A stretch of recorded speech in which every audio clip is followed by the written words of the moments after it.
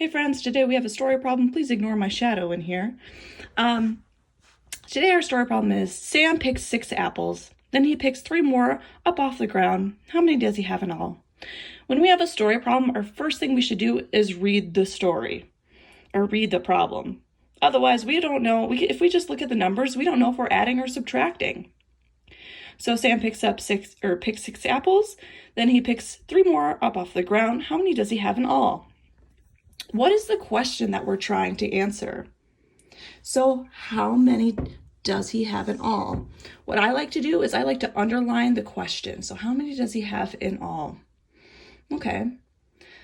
I might draw a picture to help me show my work.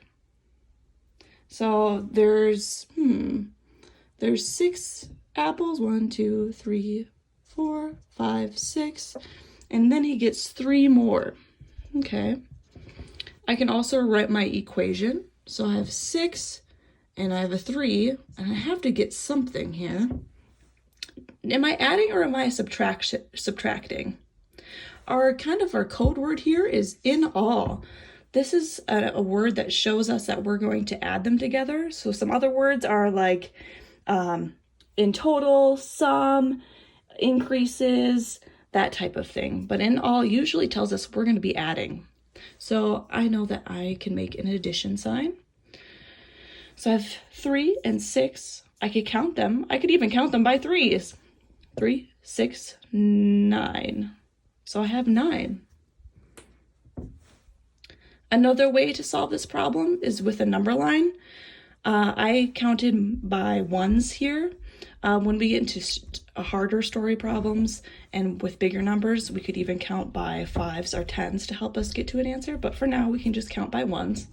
Don't worry about that too much. So if I have 6 apples to start with, I can kind of place a dot on 6. And then he picks 3 more up off the ground. So if I'm adding, I'm going to go to my right. If I'm subtracting, I'm going to go to the left.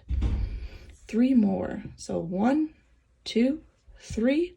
I landed on 9. So I have made +1, +1, +1. 3 hops up here because I'm adding 3 more. So these are some ways that you can show your work. So the first thing I did was I read my problem. I underlined my question. I wrote out like a model, and I figured out what numbers I have in my equation. And then I figured out what my keywords are. So in all, that's kind of, again, my code for knowing that I'm going to add these together. And then I wrote my equation, I found my work, and I put in an answer.